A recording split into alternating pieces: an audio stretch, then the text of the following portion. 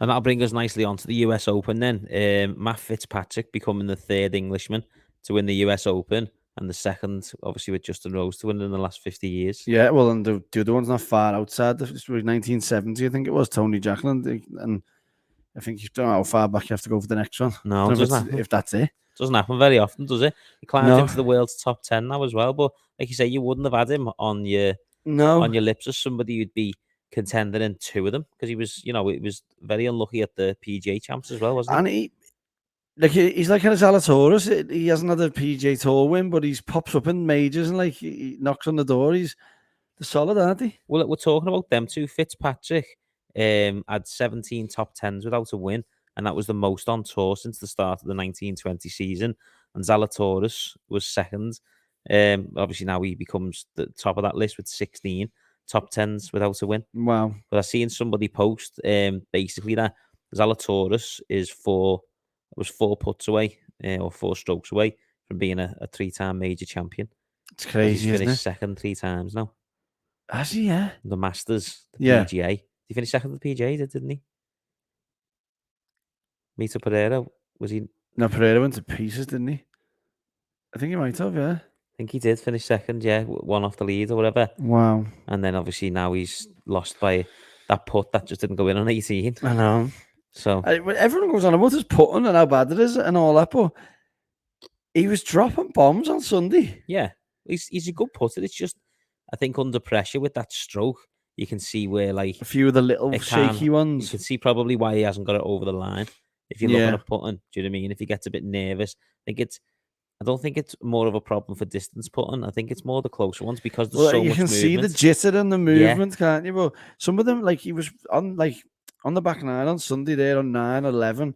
He was pouring them in, like walking after them. Like he dropped one on top of Fitzpatrick, and then when Fitzpatrick 3-putted 11, like from inside him, 2-shot swing. I had to go to sleep at that point because I was up at crack of dawn, but I was just like, wow, he's blew it. Yeah. Like Zalatoris was going to take control of this year, but then Scheffler was coming of age. Like Scheffler got off to that start as well, where drove into a divot on the first, makes birdie, then he birdies the second, then a par birdie, 4 under through 6. Yeah. World number 1, taking control of the tournament, thinking this is it. Yeah, you're thinking he's been in this position before. No, exactly. But it's like Scheffler's scoring average on the round 1 and 2 on the back 9, he was 4 under, and then round 3 and 4 on the back 9, he was like 8 over.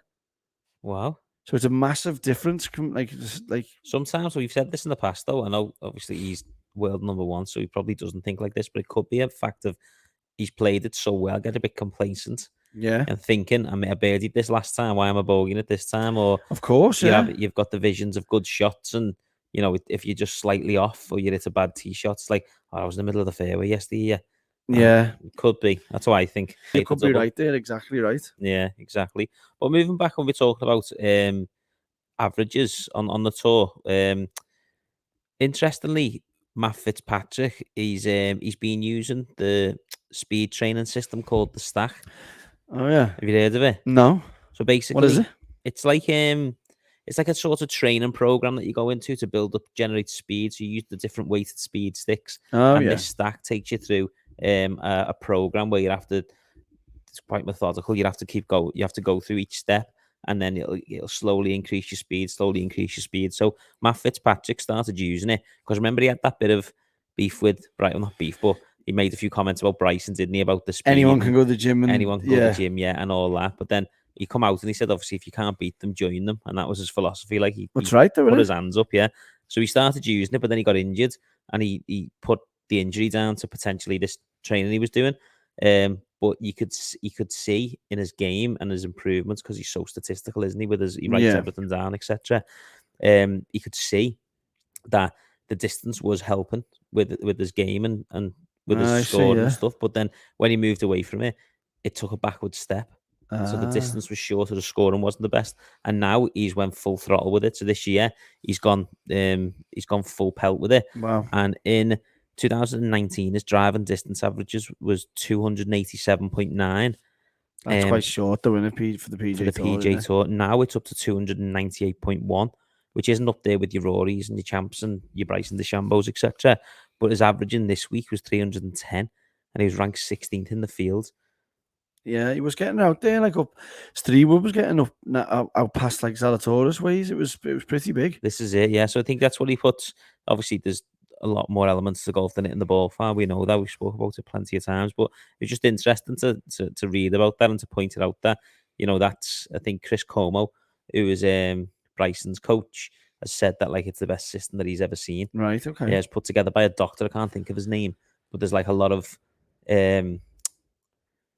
like science that's gone into it. It's not just like this should work. It's actually a proven technique in order to get your ball speed up and your swing speed up, which will obviously generate that distance. Sick. Yeah. That's he's got to be. Well, he is, isn't he? He's got to be the first major champion who chips cack-handed, hasn't he? Yeah. Like, surely. Yeah.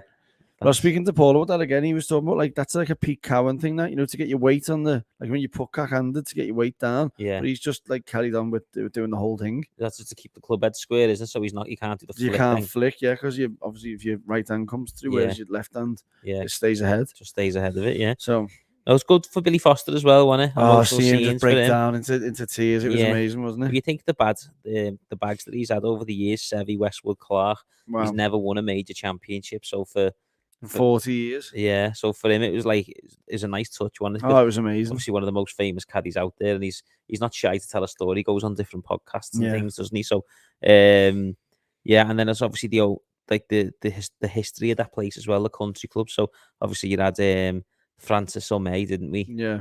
That is how to say his surname. Do you know what? We met, is it? We met, yeah. Francis, we met, yeah. He won obviously as an amateur in 1913. We know the story. We've seen the film, and then the historical 99 Ryder Cup USA comeback. Yeah. 10-6 down, going into the singles, and then won. They had the scenes on 18 where they're running over. Where Leonard was Justin Leonard. Held the putt, yeah. So and then obviously 9 years ago in 2013, Matt Fitzpatrick won the US amateur there, and he's come out and he said like, I'm just so happy that I'm undefeated on this course. And he stayed in the same house with the same people in the same bedroom. Like, and he's put a picture, like different trophy, same room. He's got the US Open trophy and the US Amateur trophy in the bedroom, which is great, isn't it? Yeah, it's fantastic. It's good omen, isn't it? Like if he obviously could stay anywhere he wants, couldn't he? No, yeah, but why change your routine? If you won it last time, it brings back all those quality, positive memories. Yeah, the same drive you're doing to the golf course. Probably the same food and all that. Probably, yeah. Would you hear about Alex's brother? Obviously, he's just turned professional, hasn't he? Well, Alex lives in North Carolina. So on the Saturday, he went back to North Carolina and was just going to leave Matthew to just get on with his business. And then obviously when he arrived home and got settled, he seen that obviously he'd shot up the leaderboard. So he came back the next day. Oh, he wasn't going to stay there for the That's a good way as well. Yeah, that's what I mean. Yeah, he got on a flight and then from Boston to North Carolina, got into his home where he's staying. And then obviously seeing on the leaderboard when he got off the plane that he's got a chance here. So 5 a.m. on Sunday morning, he got back up and got a flight from North Carolina back to Boston to watch his brother pick up his first major. Yeah. Well, Fitzpatrick, he didn't do nothing like amazingly. He didn't shoot no amazing scores, but he's just kept it steady. I think he shot like 2 under, 1 under, 1 under, 2 under. Yeah, that's how you win a US Open. That is how you win a US Open, but it's like Morikawa shooting like 4 under, 2 under, 7 over, 4 under. Yeah, it's crazy, isn't it? Yeah. Just having that 7 over, and you're like, where does that come from? Like, I know. Yeah. It's mad. That's what I kept saying to Paul there. I said, don't worry, Morikawa shot 7 over, so it's all good, sort of thing. Don't worry. But I wanted to talk about never giving up and never like it's not over till it's over. McCarthy, Denny McCarthy. Yeah. So after round 1, he was 79th. After round 2, he was 55th. And then so he must have just made it on the bubble. And then bit up there, isn't it? Yeah. Round 3, he was up to 11th. And then like a bit on the back 9 and went to the back 9 on Sunday. He was tied 4th. Yeah. So we just have a proper rise right through the leaderboard. Yeah. Well, we spoke about that, didn't we? What Scotty Scheffler done when he had his first wins, waste management. After the cut, he was like 55th on the bubble. That just shows you, like, what I mean. And like, if you just need that one good round to get you in contention. You obviously need a bit of luck. Denny McCarthy, if a bit of luck would have went his way, he could have potentially won. Oh yeah, he could couple of more putts could have dropped. But he finished 3 under, 2 under. Did he finish? Not too sure. Matsuyama's 3. I think he was 2. Denny McCarthy was he? Yeah. Well, even Matsuyama as well, playing like shooting 5 under last round to play his way right back into it. Another top 10 finish. Exactly. But Rory just, like, he was leading the field, Rory, the first 2 days in greens. So Rory, McGinley was saying that's a man that's not firing at pins. He's staying patient. He's aiming out. Then he had that howler that you posted on the Instagram. Yeah, where and that's what he's got in him. in the He's got a thing. bad, he's got a bad miss in him, and Yeah. I think when obviously he didn't deserve to get as punished as he did, but when probably the best double bogey he's ever made in his life, innit? That putt, like, that's a triple all day, Yeah, innit? all day, yeah. But then he stayed patient after that. He's ended up shooting 3 under coming in from there. That was unbelievable. So with 5 birdies and a couple of bogeys coming in, which is brilliant. So then he's gone out the next day, front 9, he's 3 over through the front 9, and he's ended up shooting 73. And you're like, just without that round, he's up there. He's challenging. He's got the chance to go deep on Sunday and win back to back. Yeah. Yeah, but it's the same with Ram as well. John Ram looking to defend the U.S. Open, and he shoots 4 over, doesn't he? Final round. Well, a couple of times Ram got up there, and then he just made the maddest howler ever. Yeah, this is out of nowhere, and you're just like, wow, what is going on? Well, it's interesting as well, because I know obviously we always talk about potential little championships within a championship. Rory McIlroy's overtaken John Ram now as world number 2. Oh, was he? Yeah, because the way the points were, because of where Rory finished and the finished John Ram had, yeah. Ah, right, no way. So Rory's world number 2 now. Rory's up to world number 2, and Scotty Scheffler obviously extends his lead because he comes second. Yeah. When Scheffler's not winning, you talk about this rise that Scheffler's had, and he's won 4 times, or he's won a major, and then he's contended in another major. Like, you need to remember, he's lost in a playoff, and he's come second there. Like, he's knocking on the door, even though apart from when he missed the cut at the PGA, innit? Yeah, I said this last week though, didn't I? Like, he's but when he missed the cut at the PGA, that was all down the to weather conditions. Yeah. Do you know what I mean? It's not, you can't really judge that side. I know JT come from that side and won it. No, but you know what I mean. It's a bit, and you have them days, don't you, where you play well in the shite weather, but really you want the better weather, don't you? Yeah, of course. Yeah, if you're gonna shine, yeah. But just a final point on Fitzpatrick, I wanted to mention was just the way we talked about his stats, and he writes everything down. He knows every shot. He sort of does his own strokes gains, and it's interesting that when he's done well at a tournament or a golf course, an event, that he comes back and he does well again. He's won twice at the Omega European Masters in Switzerland. He's won twice at the DP World Tour Championships in Dubai, and now he's won twice on the Country Club. Well, it's one of them. It's like when he's looking at it, if it suits his game and his eye, and he's picking his target lines, he picks it different, doesn't he? He's like, if he hits it somewhere, and then he changes what it is, doesn't it, to himself, instead of just saying that was a solid 8-iron, 165 yards. He's like, no, this is like, and he changes it also. If he's looking at it and it suits his eye, and he goes back and he remembers what happened, I think that's what it is. It's a memory thing, isn't and it? You're there, and you're like, okay, that's what I can do around here. Because of the way he is, and statistically the way it's spoken about, the way he is, you just know for a fact he's going to have a memory bank of all the shots on these holes, isn't it? Yeah. So it's just interesting that when he goes, and I just thought it was as quite you said, interesting. the proof's in the pudding that he's repeated it 3 times. He's repeated on the same course. Yeah. Which is obviously not even repeat tournaments. It's a completely different tournament, the US Amateur to the US Open, isn't it? Oh, yeah. But same course. It's like, and a lot of people would have fancied him because of that. Yeah. And because of the fact that he does all the stats and stuff. Yeah.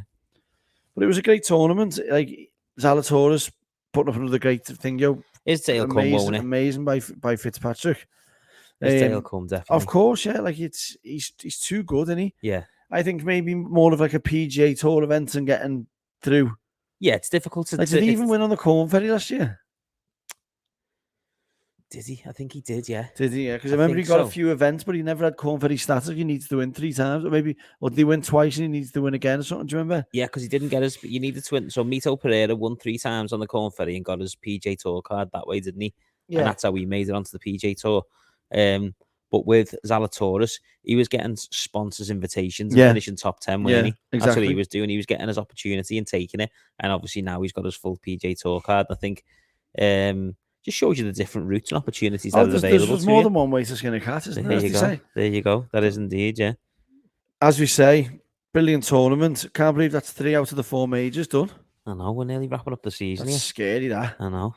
That is scary. I suppose the good thing about it all is that, like, when the PGA Tour season does end, you know, you've got the live tournaments. I think that's Golf when that lives on. It does indeed. It does indeed. Yeah.